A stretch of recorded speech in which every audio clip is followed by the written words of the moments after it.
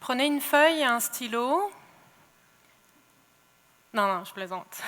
Vous n'êtes pas venu ici pour faire une dictée, mais c'est bien comme ça que je vais commencer mon histoire.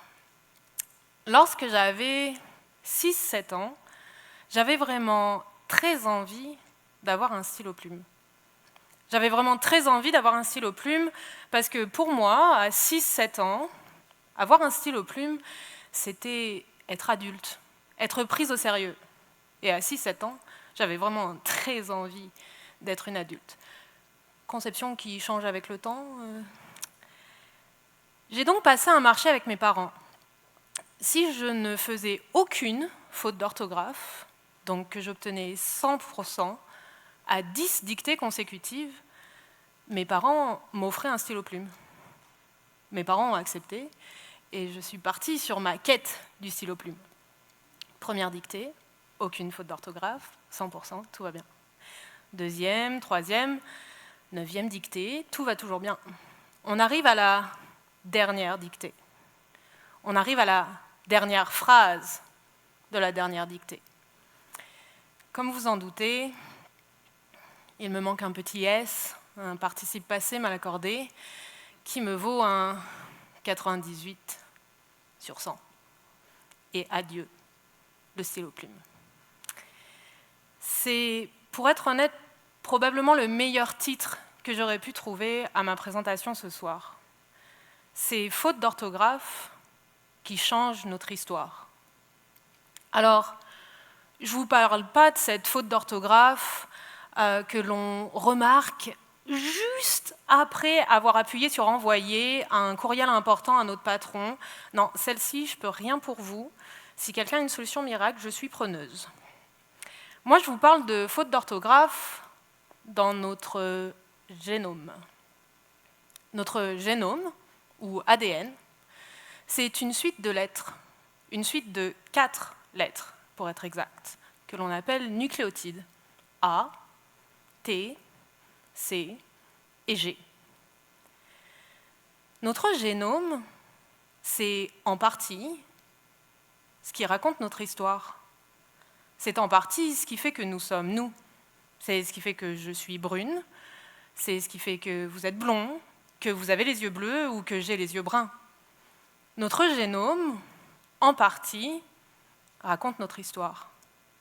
Aujourd'hui, nous sommes capables de le lire, notre génome.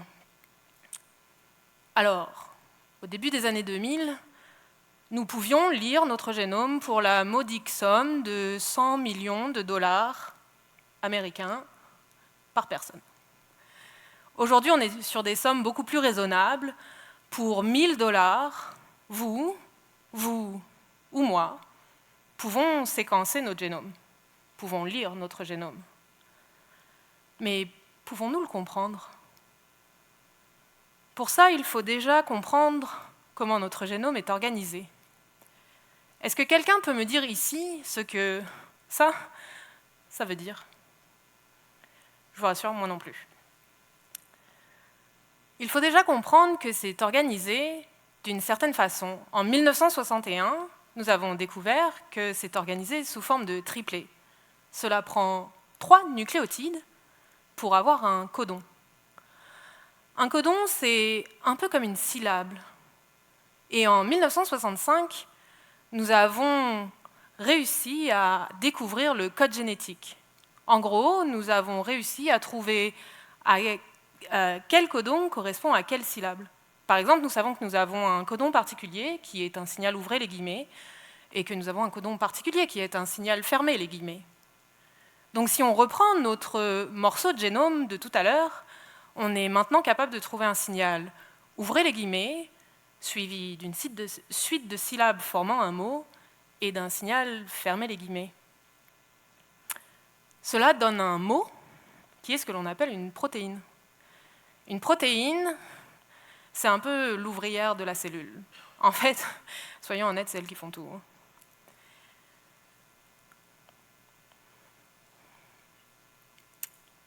Cela a pris 15 ans et 3 milliards de dollars d'investissement pour réussir à obtenir, dans les années 2000, le premier dictionnaire du génome.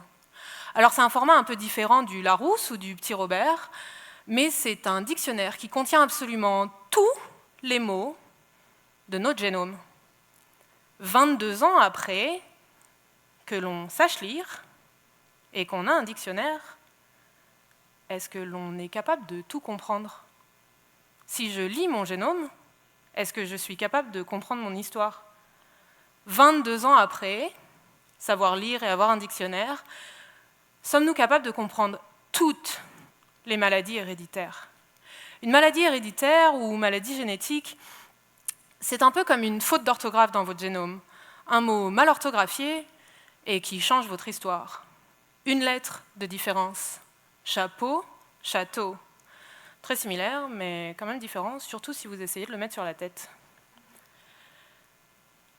Aujourd'hui, alors que cela fait 22 ans que l'on sait lire et qu'on a un dictionnaire, c'est encore 2 maladies héréditaires sur 5 que nous ne comprenons pas.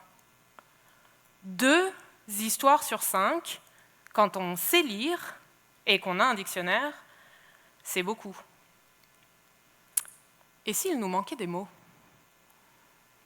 S'il nous manquait des mots, où se cacheraient-ils? En fait, juste sous notre nez.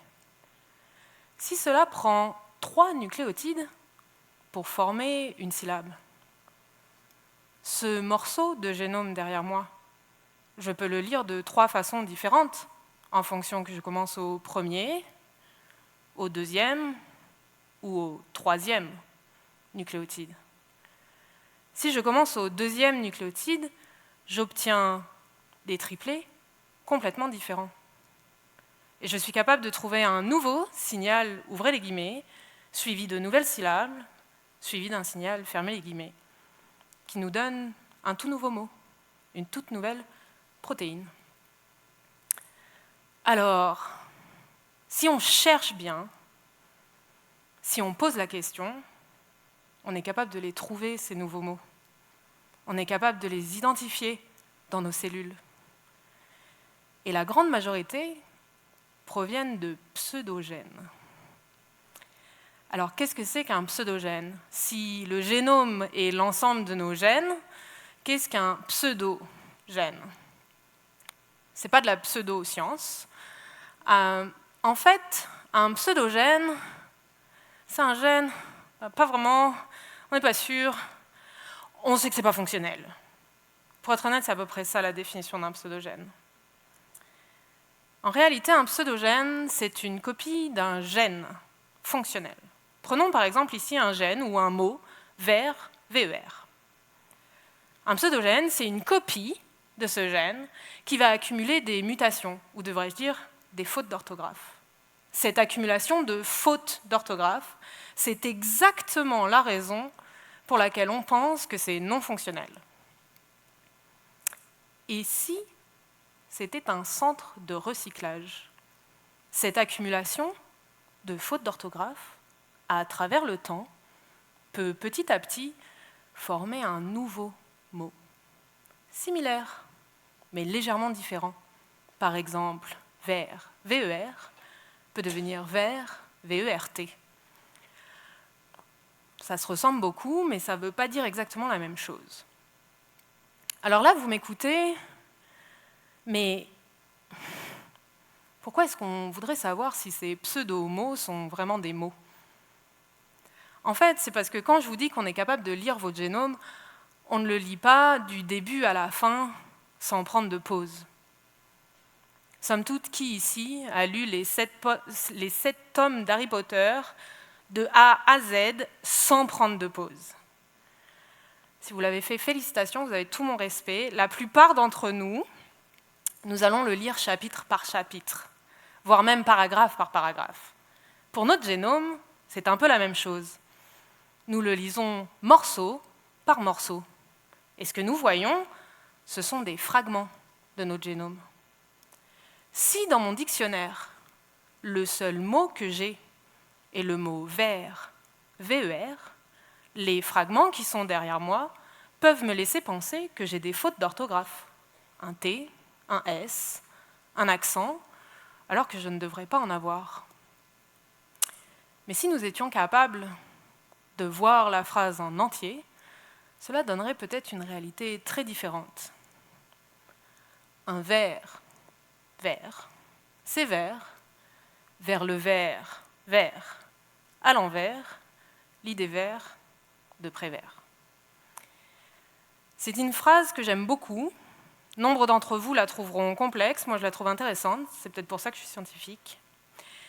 Mais cette phrase nous permet surtout de dire que la seule chose que l'on peut faire avec les fragments que nous avions précédemment, ce sont des erreurs d'orthographe. Penser qu'il y a une faute alors qu'il n'y en a pas.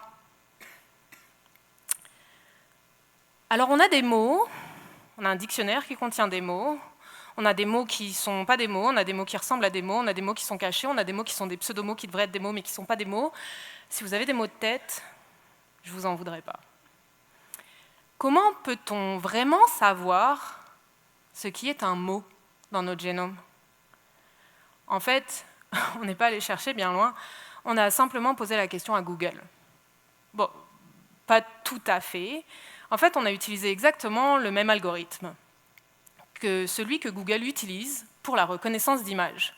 Ces algorithmes, tirés du domaine de l'intelligence artificielle, permettent de reconnaître certaines choses sur des photos, par exemple. Pour l'expérience avec vous, j'ai désigné mon chat volontaire.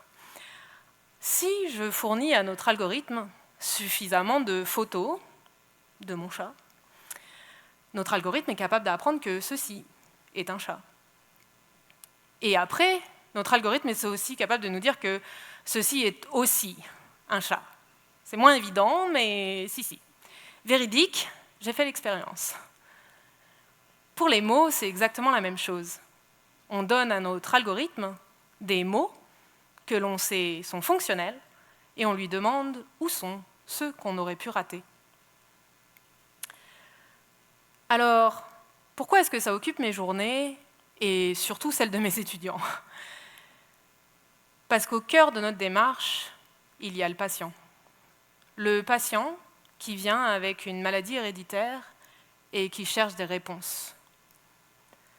Ce patient, lorsqu'il est pris en charge, lorsque l'on fait des tests génétiques, son génome est comparé à un génome de référence, à notre dictionnaire.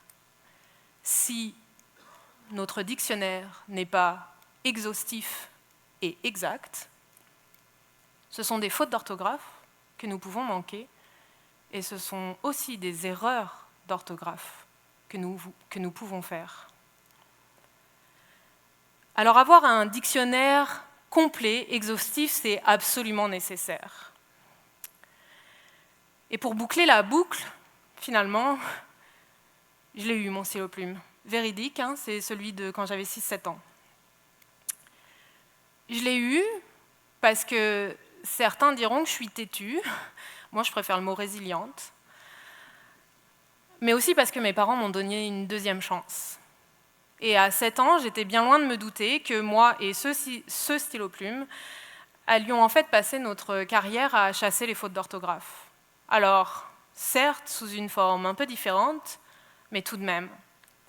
Et j'ai pourtant un parcours que nombreux jugeront jonché d'erreurs. Je suis d'abord vétérinaire, puis j'ai fait une thèse en pharmacologie, avant de continuer en biochimie, pour finalement utiliser l'intelligence artificielle pour mieux comprendre notre génome. Ces erreurs de parcours, c'est ce qui fait que je suis dans une position unique pour répondre à ces questions. Soyons honnêtes, des fautes d'orthographe dans notre génome, on en a tous. C'est ce qui fait que nous sommes nous, c'est ce qui fait que nous sommes uniques.